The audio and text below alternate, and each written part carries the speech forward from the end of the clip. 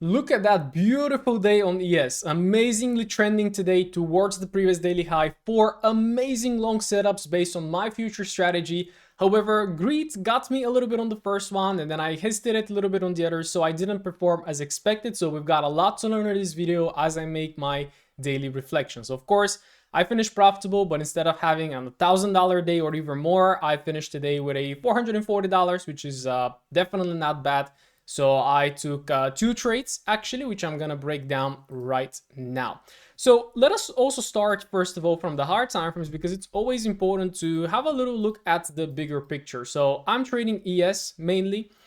And what we see happening here is we had yesterday a little bit of a dip, and what I mainly thought about today is, okay, where can the market potentially go? We don't have a lot of liquidity to seek to the bottom on the daily time frame. So again, I keep remaining with that bullish bias, because even the fundamentals right now and the macroeconomics, everything is pointing bullish, right? Everybody thinks the market's in a bubble, and when everybody thinks that, the market just keeps climbing higher. So I'm absolutely bullish bias on indices and on gold. So that is my preferred bias. Now, as we opened up the day, we had this hourly bearish imbalance here, and I thought, okay, so I never expect anything.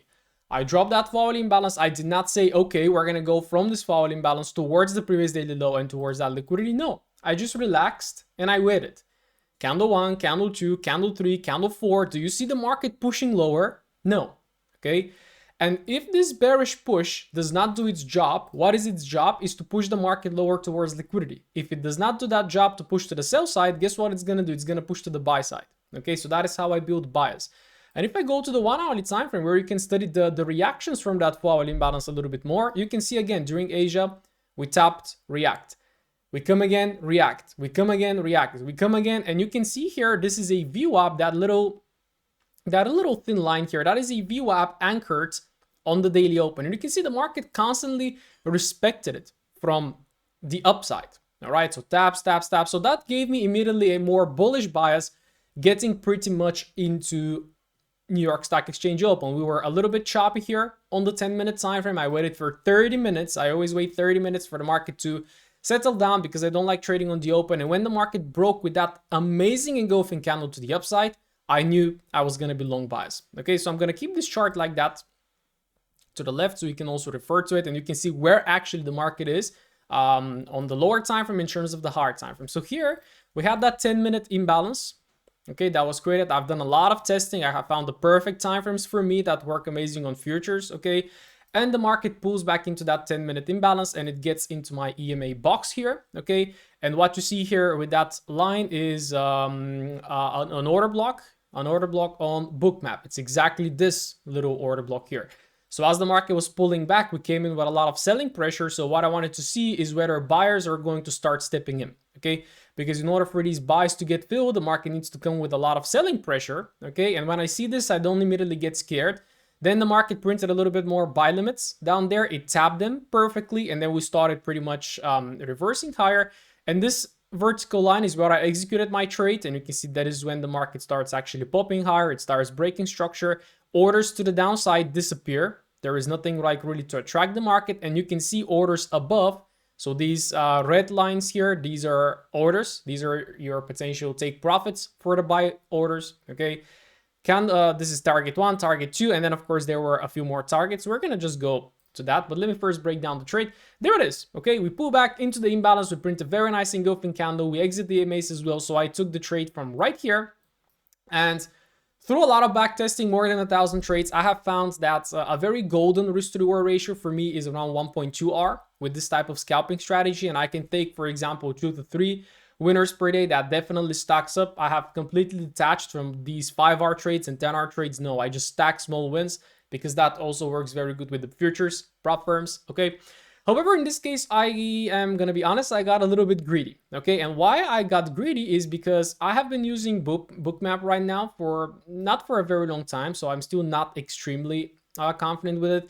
But this is where I took my trade, and the market came in and first fulfilled that very big order block here. So there were a lot of sell orders here. The market tapped it, gave a little reaction, and then it started making again higher highs. So at that time, I should have been trailing my position, but I did not, which is a very big mistake, because what I spotted is that here I'm looking at the price levels here at this little level, 967.92, let's say, The market came to fill, but then I saw that level pop, 94, and I saw this 95. Like, look how red that is. All right, really red. I thought, okay, I'm gonna push it a little bit more to get a little bit more risk to rewards, and yeah, to get like above 1.2 R. Unfortunately, I looked for that level. You can see, like, there it is, 67.95. No, wait a second, this is where I looked at it, right? There it is. So I was looking for overall like around 1.88 R, which is exactly the trade that I took yesterday. And unfortunately, the market actually flipped on me with that bearish engulfing candle. At that time, I knew that I was that I made a mistake to go a little bit greedy. I definitely could have closed here for around 1 hour. I didn't do that. I was like, okay, let's just see what happens, and I got stopped out at break even right here. However, I also read on the 10-minute time frame right now, the market is not really creating bearish engulfing candles. It is not like really going to invalidate that liquidity low. It is pretty nicely popping higher. There might have been even a 50-minute imbalance. No, the 50-minute imbalance was just below. Okay, so I was like, I'm going to continue showing up. And then what the market did here is it again broke structure very nicely right there with an imbalance. All right, also emerging above the EMAs with a very nice engulfing candle. So I took a second trade exactly right here, and this time I did not make that mistake. I did not chase the market towards 67.95, although you can see later on it just absolutely blasted it. Okay, so that is my profitable trade for today. Okay, and if I just very quickly go to study it on Bookmap as well, so this is let me see, that is my first trade. And then if I go to the next vertical line, where are you? Let me zoom out a little bit. Wow, that is a lot of data. So you can see again, there's my first trade. It pushes. I was looking to target that 95 level. Then the market pulls back to break even.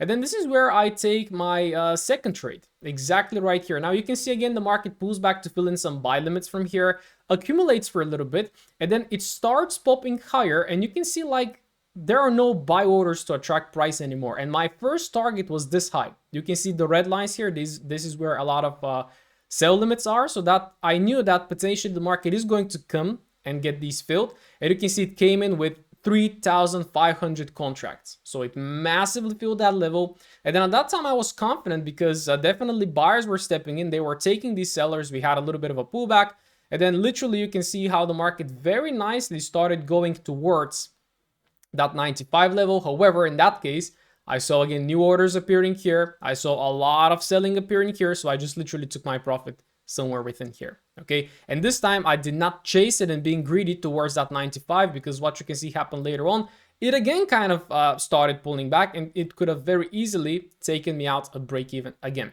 However, yeah, we pulled back a little bit. A lot more sell orders started to stack, and then we just came into that level and we just absolutely woof, blasted it. All right. And yeah, then later on, of course, so after I took my take profit, there was one more trade right here. Now, after we blasted 67.95, it actually pulled back to act as support, because if there are, for example, a lot of suffocated sellers right here, because that level on Bookmap, this was a lot of sellers right here. They came on the book very early during the day. So somebody came here at 10 o'clock and he wanted to sell that guy, right? And then the market just absolutely blasted him and wanted to suffocate him, because if he's actually in a sell from here, right, he's going to be running profits if the market goes lower. So what the market does, it actually suffocates him, because it was a pretty big sell order here.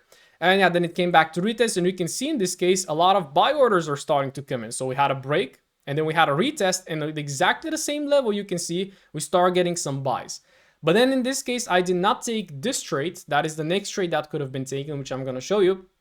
Because I have been observing that when there are very big stacks of orders like that, so you see this massive level here, 68, all right, 68, just a little bit below that, we have like 67.99, let's say, and then we have this one below, 67.99 again. Like this little box here, that is a lot of resistance, so I did not want to long into that resistance. But you can see the market provided a long entry here, which I can show you on the chart, consolidated, consolidated, consolidated, and just boom, again, took it out. And then after it took it out, because that was also the previous daily high, then the market, you can see it actually started pulling back lower, and this is where we're currently getting it. So that was kind of the one more trade to target 68, and there was one more trade here to target the previous daily high. However, according to me, these two trades, I really wouldn't take them. That one was definitely nice, of the break and retest of 67.95 with my confirmation candle, with also Bookmap, the order still staying. However, I decided not to push it too much, because I could have had two amazing wins here, finishing the day with around 2.5R and a little bit above $1,000, let's say. However, I made the mistake on the first one, so I was grateful for the second one, and I decided not to push it that much. All right. So yeah, there are the results. Pretty nice. So I'm working here on, I actually got 3 funded accounts right now, very close. And however, I just discovered an incredible prop firm, by the way. This it's called Prop Shop Trader. They launched very recently, actually. Well, not really recently, but and they just opened up in Europe. So this was big news for me because being located in Europe, I cannot trade with a lot of these prop firms. For now, only Apex allowed me to trade.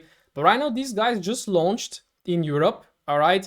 And they have this instant funded account, so instant gladiator account, for which you just pay $220, right? So right now, in order for me to activate my accounts, I first have to pay around $40 for monthly subscription, and then I have to pay $140 to activate them. So I'm paying again $200, and I have to make like $3,000 in order to pass the challenge, and then I have to make $3,000 again to get a payout. This thing here, you take that instant gladiator, you're already funded, all right, and you just start working towards a payout. And then if you make 2,600 and a little bit above that, you are immediately eligible for a payout. So this is what I'm going to be going right now. Incredible prop firm. I did a little bit of research. It's great, and it's actually a real prop because they send you to a live account later on, so they're protected by legislation, so they have absolutely no risk of falling down like some other prop firms have done. So they're going to put you to a live account. That is their goal. So even if you want to be trading live capital, their goal is to later fund you with real money. So definitely going to be trying that out. You can see you can get 5 accounts here for $1,000, and you can copy trade these accounts. So this is what I'm going to be focused on right now, as I have definitely modified my edge very nicely. But yeah, just a little bit of an insight for me right here. I should definitely not allow for an amazing trade. So this trade that I closed at break even had a peak of $540. So again, I could have definitely been around $1,000 profit today, which is a very big for a futures day. Like if you're targeting a $3,000 to pass your account, like having a $1,000 a day, that's 1/3 there. Okay, so that trade turned from 540 to a break even. So definitely wouldn't allow that. Okay. So hopefully you learned something from that in terms of gold, because this is the other instrument that I'm trading. This is again another paper trade that is not something that I would take. I do not like trading gold when it expands heavily during Asia. So Asia just absolutely rocketed. London also rocketed. We reached the daily ATR, which is when I usually look to stop trading, and then it provided a little long from my EMA here with a lower time frame entry model. It actually ended up hitting take profit for a new high of day, but definitely not a very nice trade in my opinion. So very happy with the futures day today. Very, very, very nice expansion. Definitely could have managed that one a little bit better. Could have definitely executed this one, but I was hesitant because of all these orders above. But of course, we learn and we move on. So hope you found this enjoyable. Once again, let me know. And if you want to check out that prop firm, I already have a link in the description. Make sure to check them out. This is what I'm going to be focusing on going forward.